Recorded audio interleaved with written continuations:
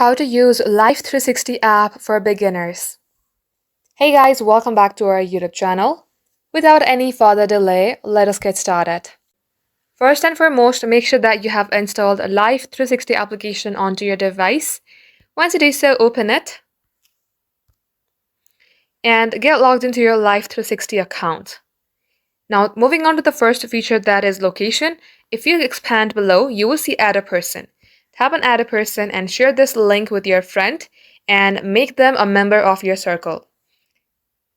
Moving on to next feature, that is driving. Here, if your circle have any drivers detection, it will show you at this page. Moving on to safety, you can turn on emergency contacts, tap onto it and tap on invite first contact. And if you trigger an alert, your emergency contacts will be notified in addition to your circle. Now moving on to the last feature of membership.